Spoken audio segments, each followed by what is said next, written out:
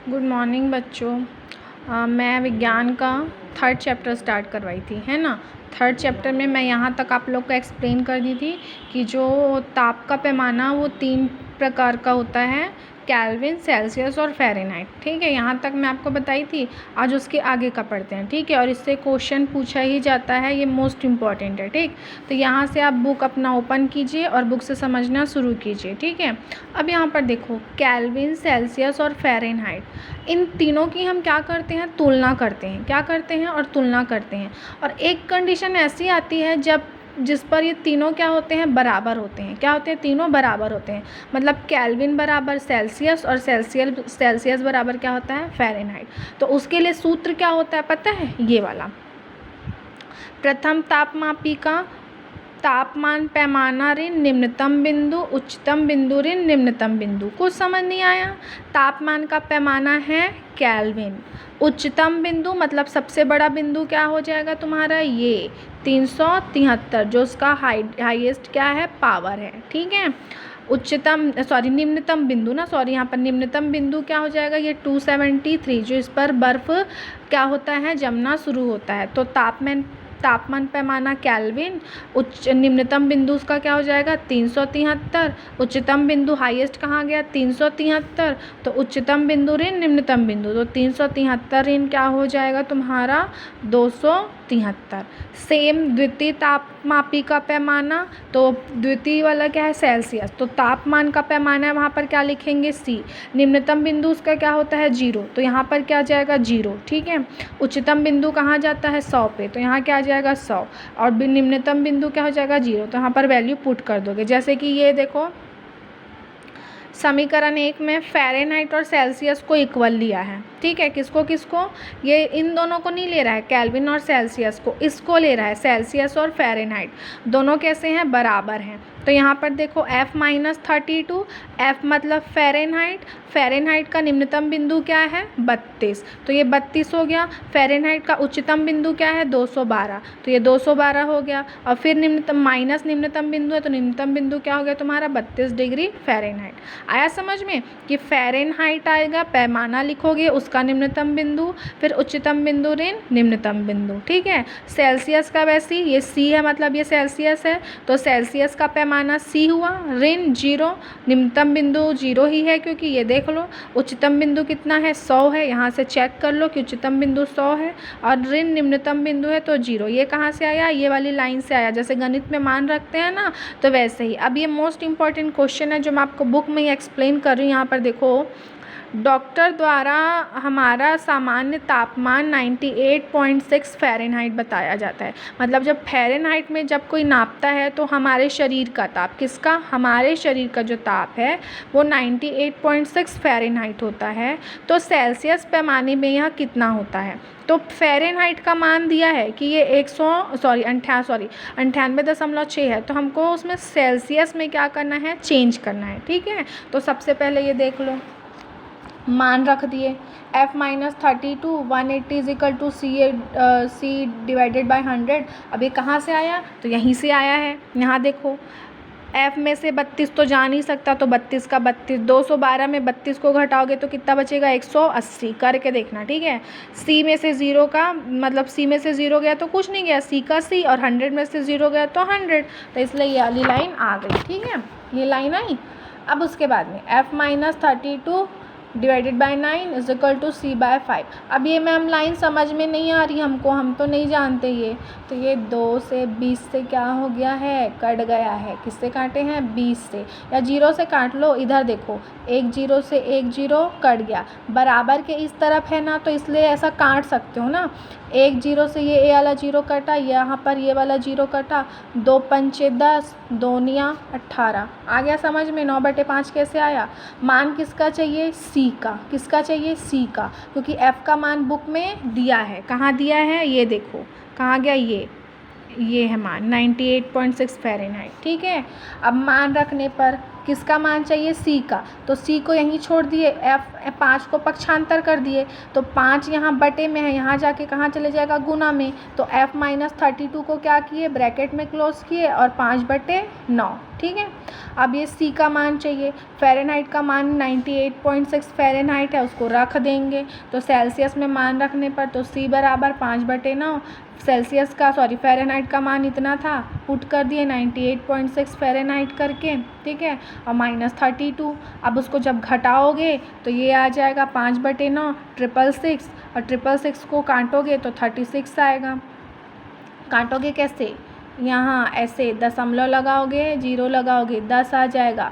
5 एकम 5, 5 दूनी 10। अब फिर से काटोगे 2 से, 2 एक 2 तिया 6, 2 तिया 6, 2 तिया 6, 9 से काटना, पूरा कट जाएगा और लास्ट में 37 बचेगा। नहीं आएगा तो मेरे से पूछ लेना, ठीक है। अर्थात 98.6 डिग्री फ़ारेनहाइट = 37 डिग्री सेल्सियस यही मनुष्य का सामान्य ताप होता है। मतलब कि हम बीमार नहीं होते हैं, हम नॉर्मल रहते हैं, हमको किसी तरीके का बीमारी नहीं है, तो हमारे शरीर का तापमान 37 डिग्री सेल्सियस। और अगर इससे ज़्यादा बढ़ जाता है तो हम क्या होते हैं, हमको बुखार हो जाता है। जैसे सीरियल पिक्चर में देखते होगे, तुमको तो 102 डिग्री बुखार है, तो 102 डिग्री बुखार और 37 डिग्री में अंतर है कि नहीं है? ये हमारे शरीर का नॉर्मल टेम्परेचर है, तो हम इसमें स्वस्थ हैं। इससे ज़्यादा बढ़ जाता है तो हमको क्या हो जाता है, बुखार हो जाता है। अब इसी के जैसे ये बुक वाला एग्जाम्पल है, केल्विन और सेल्सियस भी क्या होते हैं, इक्वल होते हैं। तो केल्विन का निम्नतम बिंदु ये है, मैक्सिमम बिंदु ये है, निम्नतम बिंदु ये है, दोनों इक्वल हो गए। फिर से माइनस के तो इनके बीच का डिफरेंस 100 होता है, तो ये 100 और ये 100 दोनों क्या हो गया, कैंसिल हो गया। K - 273 = C, ठीक है। तो आपको C और K को चेंज करना है, तो यहाँ पर आप इसको क्या कर सकते हो, चेंज कर सकते हो। मैं इससे रिलेटेड क्वेश्चन सेंड करूँगी, आप लोग सॉल्व करना, ठीक है। अब यहाँ पर आ रहा है असली जो तुम्हारा टॉपिक है, ऊष्मा। वैसे तो इसको मैं बताई थी, फिर भी तुमको बता रही हूँ, है ना। इसको एग्जाम्पल के ज़रिए ही पढ़ाऊँगी, क्योंकि अगर मैं पढ़ दूँगी ना बेटा तो कुछ समझ नहीं आने वाला। इसलिए एग्जाम्पल को ध्यान से सुनो ताकि तुमको समझ आए कि ऊष्मा होता क्या है। लास्ट वीडियो में मैंने बताई थी, गर्म चाय रखूँगी तो वो 1 घंटे में ठंडा हो जाता है। ठंडा शरबत निकाल देती हूँ तो वो क्या हो जाता है, 1 घंटे में गर्म हो जाता है। ऐसा क्यों होता है? क्योंकि आसपास का जो वातावरण है वो कैसा है, थोड़ा सा गर्म है, जिसकी वजह से क्या हो जाता है, जो गर्म चाय थी वो ठंडी हो जाती है, और जो ठंडा शरबत है वो क्या हो जाता है, गर्म हो जाता है। उसको किसी ने किया है क्या? नहीं किया है, लेकिन वो आसपास के वातावरण की ऊष्मा को लेकर जो शरबत है वो क्या हो गया, गर्म हो गया।